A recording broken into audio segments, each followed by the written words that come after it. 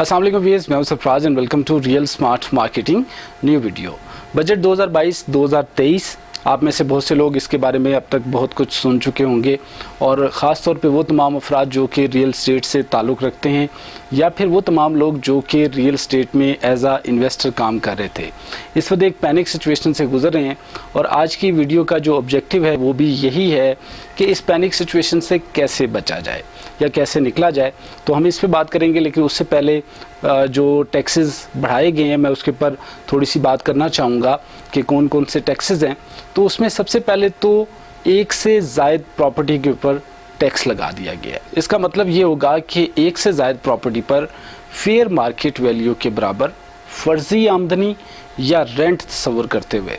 Tax लगाया गया है और इस टैक्स की शरह फेयर मार्केट वैल्यू के 5% बनने वाली रकम का 1% होगी। उम्मीद है कि मेरी बात आपको क्लियर होगी। सेकेंडली 15% कैपिटल गेन टैक्स की तजवीज़ दी गई है और उम्मीद यही की जा रही है कि गवर्नमेंट इसको एज इट इज़ अप्लाई करेगी। हालांकि बहुत से लोग ये तवक्को कर रहे हैं कि शायद गवर्नमेंट इसके अंदर कुछ कमी कर दे और ये प्रॉपर्टी गेन टैक्स जो है वो हर साल 2.5% के तनासब से कम होते हुए छठे साल यानी कि 6 साल के होल्डिंग पीरियड में जाके सिफर होगा, जबकि इससे पहले 4 साल के होल्डिंग पीरियड में ये सिफर हो जाया करता था। इसके अलावा एक अदद ज़ाती रिहायशी घर के ऊपर जो टैक्स लिया जाता था फ़िलहाल के लिए उसको ख़त्म कर दिया गया है। इसी तरह नए बजट में फाइलर के लिए जो एडवांस टैक्स प्रॉपर्टी के ऊपर जो एडवांस टैक्स लगता था वो 1% से 2% कर दिया गया है, जबकि नॉन फाइलर के लिए यही एडवांस टैक्स जो पहले 2% हुआ करता था अब उसे 2% से 5% कर दिया गया है। और अब जबकि सूबाई बजट अभी आना बाकी है और उम्मीद की जा रही है कि आज शायद अनाउंस हो जाएगा, तो उसमें स्टैम्प ड्यूटी टैक्सेस के भी हवाले से बताया जा रहा है कि शायद उन्हें बढ़ा दिया जाए। इस ओवरऑल सिचुएशन में कोई शक नहीं कि रियल एस्टेट सेक्टर पे इसका बहुत नेगेटिव इम्पैक्ट आएगा और वैसे भी मौजूदा हुकूमत बाकायदा तौर पे रियल एस्टेट सेक्टर की हौसला शिकनी करना चाहती है, क्योंकि हुकूमत का मौक़िफ़ है कि साहिब हैसियत अफराद की दौलत का एक बहुत बड़ा हिस्सा रियल एस्टेट सेक्टर में डंप हो जाता है और रियल एस्टेट सेक्टर एक नॉन प्रोडक्टिव एसेट के तौर पे मौजूद है और इस नॉन प्रोडक्टिव एसेट के अंदर सरमायाकारी की वजह से जो चीज़ें हैं, जो प्लॉट्स हैं, जो घर हैं, वो गरीब की पहुंच से दूर हो जाते हैं। अब यहाँ तक देखा जाए तो हुकूमत का मौक़िफ़ इस हद तक बिल्कुल दुरुस्त है, इस चीज़ से इनकार भी नहीं किया जा सकता कि वाक़ियतन जब एक सेक्टर के अंदर इतनी ज़्यादा सरमायाकारी होती है, इन्वेस्टमेंट होती है, तो सरमायाकार करता भी यही है कि उसने तो अपने पैसे को डबल करना है और 1 करोड़ की चीज़ 2 करोड़ में बेचता है। लेकिन जब गवर्नमेंट उसके ऊपर कोई चेक एंड बैलेंस की पॉलिसी नहीं बनाती तब ऐसा होता है। अल्टीमेटली एक सेक्टर के अंदर आपने पॉलिसीज़ दी, लोगों ने उसमें सरमायाकारी की और लोगों ने उसमें से पैसे कमाए। अब अगर आप उसके ऊपर कोई चेक एंड बैलेंस नहीं बनाते तो अल्टीमेटली उसका रिज़ल्ट इसी शक्ल में आएगा। और उसके बाद किसी भी चीज़ की एक्सट्रीम, किसी भी साइड पे एक्सट्रीम आप अगर देख लें तो आपकी पॉलिसीज़ के अंदर होती है। मिसाल के तौर पर अभी जो रियल एस्टेट सेक्टर के ऊपर टैक्सेस लगाए गए हैं तो ये उसकी दूसरी एक्सट्रीम है, यानी आपने इतने ज़्यादा टैक्सेस लगा दिए कि इस पूरे के पूरे सेक्टर के अंदर इस वक्त ये देखा जा रहा है कि आप वही 2016 के अंदर जो आप पॉलिसीज़ लेकर आए थे कि आपने स्टैम्प ड्यूटी जो है वो 5% बढ़ा दी और उसकी वजह से रियल एस्टेट के अंदर जो है वो लोगों ने अपना पैसा निकाल लिया और इन्वेस्टर नहीं था और प्रॉपर्टी जो है वो वहीं की वहीं पड़ी रही। तो इस फील्ड से बहुत सारे लोगों का रोज़गार वाबस्ता है और इस फील्ड से रिलेटेड बहुत सारी इंडस्ट्रीज़ मौजूद हैं, यानी कि जब कंस्ट्रक्शन वाली साइड पे आप जाते हैं तो उसमें बहुत सारी इंडस्ट्रीज़ रियल एस्टेट से वाबस्ता हैं और इस चीज़ से इनकार नहीं किया जा सकता। सो व्हाट इज़ नेक्स्ट, जो आज की वीडियो का ऑब्जेक्टिव है और मौजूदा हुकूमत जो पॉलिसीज़ बना चुकी है इससे ये उम्मीद रखना कि इन पॉलिसीज़ के अंदर शायद बजट की अप्रूवल से पहले कुछ चेंजेस आ जाए, तो मेरा नहीं ख्याल कि इस सिचुएशन में जो इस वक्त मौजूदा हालात हैं ये उम्मीद रखी जा सकती है। और इसके साथ साथ ओवरऑल जो इस वक्त पैनिक सिचुएशन क्रिएट हो चुकी है, तो असल में हमें इस चीज़ के ऊपर बात करनी चाहिए कि इस वक्त रियल एस्टेट सेक्टर के अंदर कैसे इस सिचुएशन से बचा जा सकता है। और मैं इस वीडियो को बनाने का मकसद भी यही था कि मैं अपना ओपिनियन आपके सामने रखूं, लेकिन इसके अंदर जितना भी एडिशन है या कोई अगर डिलीशन यानी कि कोई चीज़ अगर आपको गलत लगती है तो उसके ऊपर आप लोग अपनी राय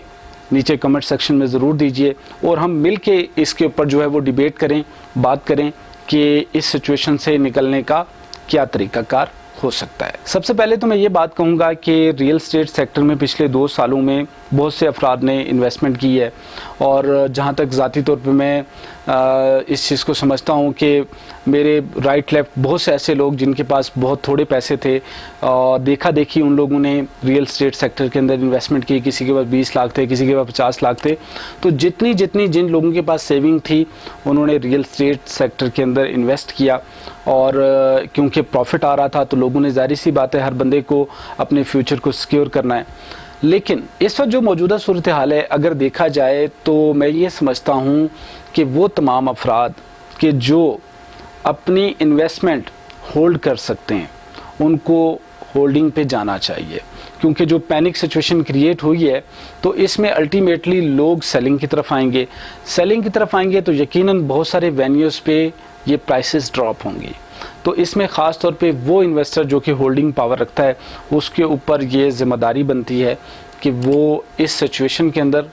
अपनी चीज़ों को होल्डिंग पे लेके जाए और इस ओवरऑल सिचुएशन से हमें निकलने का रास्ता मिले। क्योंकि अगर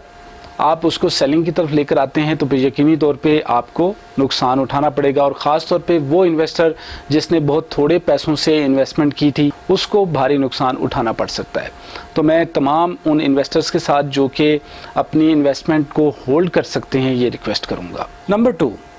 मौजूदा सूरत हाल के अंदर वो तमाम प्रॉपर्टीज़ के जहाँ पे FBR वैल्यू या DC वैल्यूज़ अभी बहुत कम है, ये वो सेगमेंट है, ये वो प्रॉपर्टीज़ हैं कि जहाँ पे अगर देखा जाए ख़ास तौर पे पिंडी इस्लामाबाद के अंदर एज़ कम्पेयर टू DHA या बहरिया टाउन आपको बहुत सारी ऐसे छोटे प्रोजेक्ट मिल जाते हैं कि जहाँ पे इस वक्त अगर इन्वेस्टमेंट की जाए तो वहाँ पे इन टैक्सेस की एक तो जो रेशो है वो बहुत कम है, यानी कि वहाँ हो सकता है DC वैल्यू आपको कम मिले, लेकिन उसके अगेंस्ट आपको जो वहाँ पे गेन मिल रहा है, जो प्रॉफिट मिल रहा है वो बहुत अच्छा है।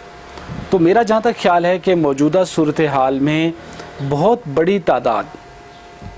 जो बड़ी सोसाइटीज़ हैं वहाँ से निकल के इन छोटी सोसाइटीज़ की तरफ मूव करेगी और अल्टीमेटली इसका एक रिज़ल्ट ये भी निकल सकता है कि इन सोसाइटीज़ के अंदर भी जब लोग इन्वेस्टमेंट करने पहुँचें तो यहाँ पे प्राइसेस बहुत हाई, बहुत ऊपर निकल जाएं। तो वही वाली बात आ जाती है कि गरीब को आप यहाँ भी फ़ायदा नहीं पहुँचा सकते, क्योंकि गवर्नमेंट जब तक कोई वाज़ेह पॉलिसी नहीं बनाती, जब तक एक ऐसी पॉलिसी कि जिसके अंदर हर चीज़ कंट्रोल हो,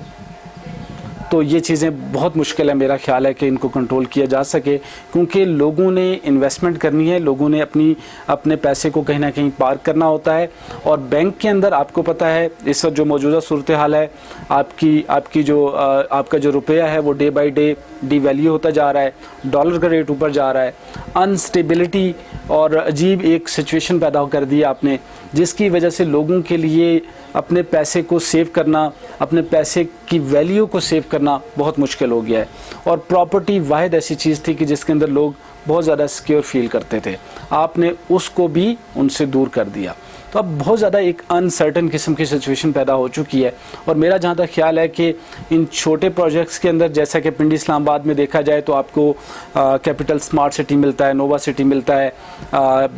फैसल हिल्स हो गया, इस तरह के जितने भी प्रोजेक्ट्स हैं मेरे ख्याल में यहाँ पे आपको जो टैक्सेस लगाए गए हैं उनमें बहुत ज़्यादा आपको मतलब उतने टैक्सेस का सामना नहीं करना पड़ेगा जितना आपको DHA बहरिया के अंदर करना पड़ेगा। और दूसरी चीज़ ये कि वहाँ पे आपको इंस्टॉलमेंट प्लान के ऊपर चीज़ें मिल जाती हैं। तो इंस्टॉलमेंट प्लान पे जो चीज़ें इस वक्त आपको मिलेंगी उन चीज़ों के अंदर इन्वेस्टमेंट करें। इसके अलावा देखा जाए तो जो मौजूदा टैक्सेस लगाए गए हैं उसके अंदर प्लॉट, हाउसेस और फ्लैट्स, ख़ुसूसी तौर पे फ्लैट्स के ऊपर जो है वो गवर्नमेंट ने थोड़ा सा रिलीफ दे दिया है, यानी कि जो कैपिटल गेन टैक्स है वो तीसरे साल मेरे ख्याल में आई थिंक सो 0 हो जाता है। तो जितने भी इस वक्त अंडर कंस्ट्रक्शन प्रोजेक्ट्स हैं, ख़ास तौर पर वो प्रोजेक्ट्स के जो अच्छे कंसिडर किए जाते हैं, उन प्रोजेक्ट्स में फ्लैट्स के अंदर इस टाइम पे लोग इन्वेस्टमेंट करेंगे। और क्योंकि 2 से 3 साल वैसे भी प्रोजेक्ट को बनने में लगते हैं, तो मेरा जहाँ तक ख्याल है कि इस टाइम पे अच्छे प्रोजेक्ट्स, ख़ास तौर पर वो प्रोजेक्ट्स के जो अच्छे वेल नोन कंपनीज़ के प्रोजेक्ट्स हैं उनके अंदर इन्वेस्टमेंट की जा सकती है और यहाँ पे लोग अपना जो पैसा है वो इन्वेस्ट कर सकते हैं। और लास्ट में वो तमाम प्रोजेक्ट्स जिनके अंदर अभी भी आपको ओपन फाइल्स, ओपन एफिडेविट, जैसा कि DHA क्वेटा के अंदर ओपन एफिडेविट मौजूद है, DHA फेज 6 के अंदर ओपन एफिडेविट मौजूद है। क्वेटा की बात चलें आप ना भी करें क्योंकि वहाँ पे तो जो है वो मैनेजमेंट ने अनाउंस किया कर दिया है कि जी हम उस ओपन एफिडेविट को ख़त्म करने जा रहे हैं, लेकिन इस तरह के बहुत सारे प्रोजेक्ट आपको मिलते हैं जहाँ पे ओपन फाइल्स मौजूद हैं, ओपन एफिडेविट्स मौजूद हैं, तो लोग अपनी इन्वेस्टमेंट इस तरफ लेके जाएंगे। हालांकि अगर देखा जाए तो इन ओपन एफिडेविट्स के अंदर आज तक ये क्लेम किया जाता रहा है कि यहाँ पे लोग अपनी ब्लैक मनी को पार्क करते हैं और पॉसिबिलिटी भी है कि गवर्नमेंट इसके ऊपर कोई पॉलिसी बना दे और इन ओपन जो एफिडेविट्स हैं इनको ख़त्म कर दे। लेकिन मौजूदा हालात में जैसा कि हर वक्त हर सिचुएशन के अंदर कोई ना कोई लूप होल मौजूद होता है, तो इस वक्त लोग अपनी इन्वेस्टमेंट जो है वो इन एफिडेविट्स के अंदर, इन ओपन सर्टिफिकेट्स के अंदर लेके जाएंगे और इसके अलावा कोई और मेरे ख्याल में जो है वो सलूशन भी नहीं है। ये 3-4 पॉइंट्स जो मुझे समझ आ रहे थे वो मैंने आपसे डिस्कस किए और इसके ऊपर आप अपनी राय मैं समझता हूँ कि ज़रूर शेयर करें और जो भी प्लान आपके नज़दीक बेहतर है मैं समझता हूँ कि आप उसके ऊपर अपनी राय दें, नीचे कमेंट सेक्शन में हमें बताएं ताकि उससे और लोगों को भी फ़ायदा हो। बस आज की वीडियो में इतना ही। मुझे उम्मीद है कि आज की वीडियो मौजूदा हालात में आपको कहीं ना कहीं हेल्प आउट ज़रूर करेगी। Thank you very much for watching real smart marketing. मिलते हैं आपसे नेक्स्ट वीडियो में। अल्लाह हाफिज़।